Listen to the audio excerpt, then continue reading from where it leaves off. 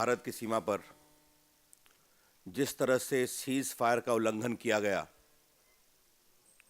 और हमारे कई जवानों को के साथ बहुत ही बर्बर व्यवहार किया गया, उसकी हम बहुत निंदा करते हैं। This is not only inhuman but also barbaric. आपको मालूम है कि एक जवान के सर को अलग करके वो ले गए, अभी तक वो भी नहीं मिला है। अगर आप देखेंगे तो 2011 की तुलना में 2012 में सीज फायर वायलेशंस की संख्या और बढ़ी है, और अभी हम 2013 में प्रवेश किए हैं और घटनाएं शुरू हो गई हैं, क्योंकि वो चाहते हैं कि इस फायरिंग और अटैक के कवर में आतंकवादी जम्मू कश्मीर में आ सकें और आतंकवाद फैला सकें। ये उनकी सोची समझी रणनीति है। इस घटना को हम अलग करके नहीं देख सकते। It is a part of A pattern.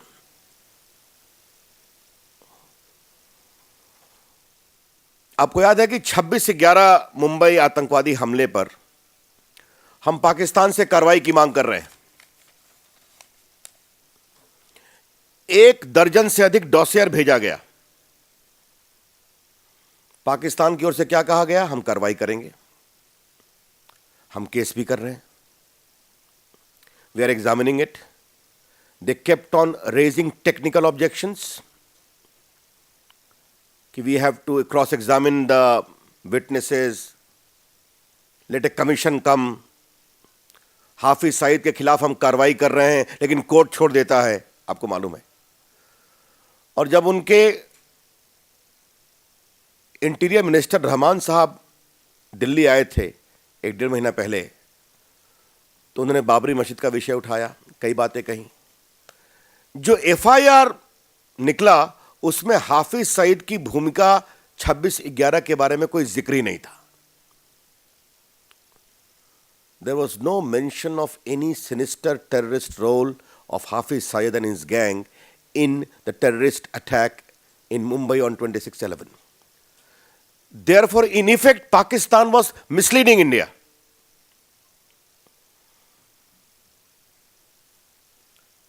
आज हम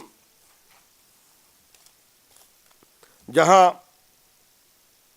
अपने बहादुर जवानों की शहादत पर नमन करते हुए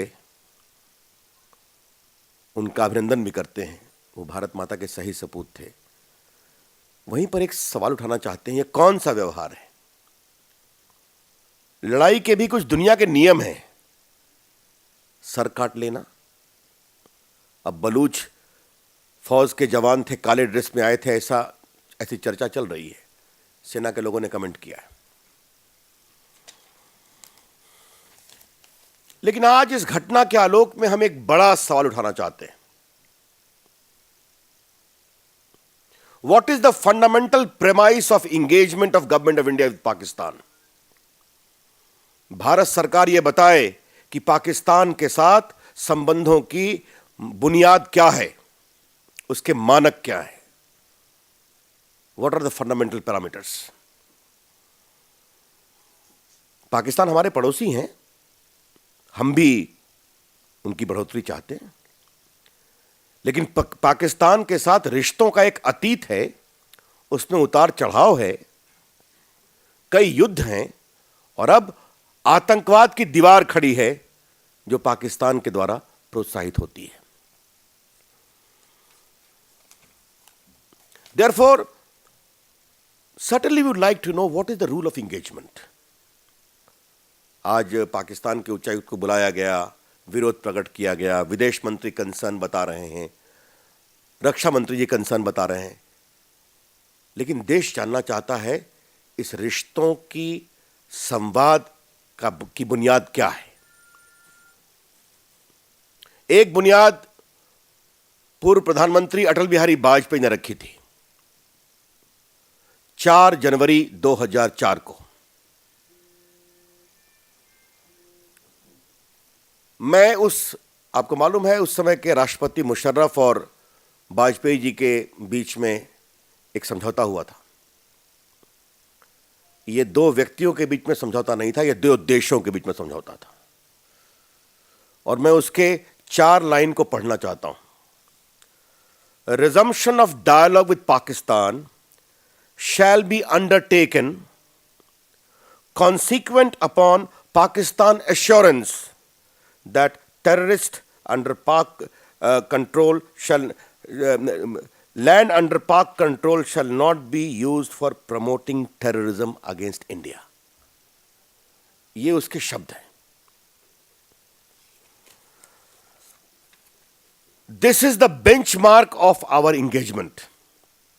हम ये कहना चाहते हैं और बहुत पीड़ा के साथ कहना चाहते हैं कि 2004 के बाद हम सत्ता से बाहर हो गए मई के अंत में, और शायद मनमोहन जी और सोनिया जी की सरकार ने इस एग्रीमेंट को भुला दिया।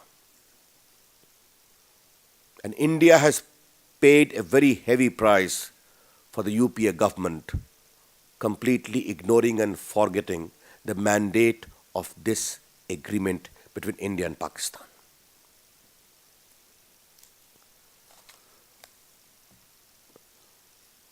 अगर ये बेसिक कंडीशन फुलफिल नहीं हो रहा तो डायलॉग का मतलब क्या है? ये तो कोई कैजुअल बातचीत तो नहीं है, ये तो प्रॉपर एग्रीमेंट है भारत के सॉवरेन प्राइम मिनिस्टर और पाकिस्तान के प्रेसिडेंट के बीच में। तो अगर इसकी मौलिक शर्त ही पूरी नहीं हो रही है तो बाकी व्यापक चर्चा, कॉन्फिडेंस बिल्डिंग मेजर्स, इन सबों का मतलब क्या है?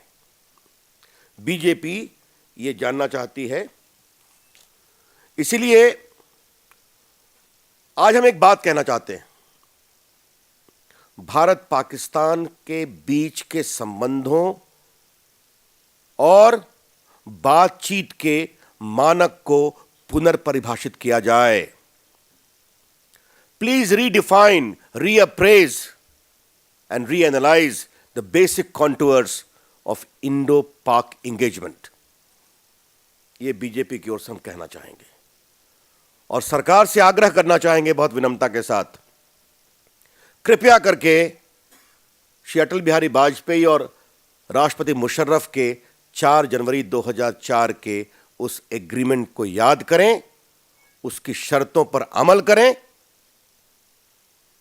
और पाकिस्तान को साफ साफ बताया जाए स्पष्ट शब्दों में, unless you comply with the precondition of that agreement, no meaningful engagement with Pakistan is possible.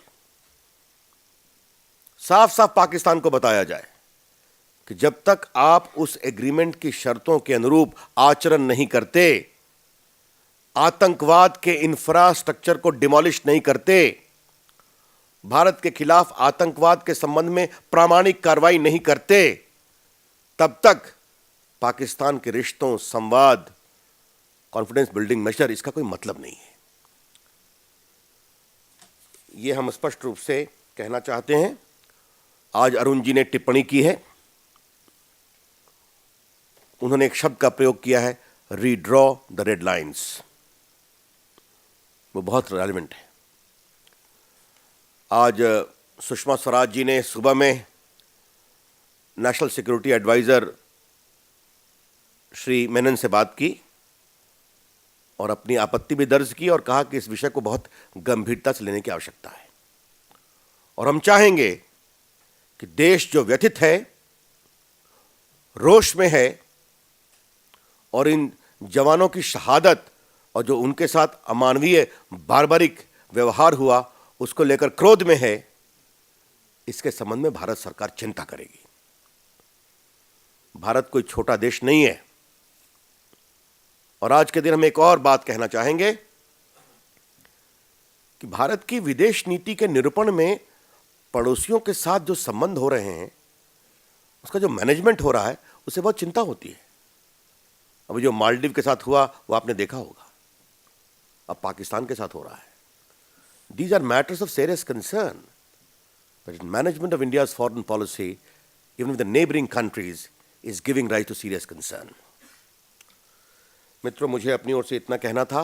एक और टिप्पणी करनी है कि पार्टी की ओर से वर्मा कमीशन को महिलाओं के संबंध में अपराध पर जो पार्टी का दृष्टिकोण है कानून को मजबूत करने के बारे में, उसकी प्रति भेजी गई, उसकी कॉपी भेजी, उसको भेजा गया है, क्षमा करेंगे, और उसकी प्रति आपको हम वितरित करेंगे।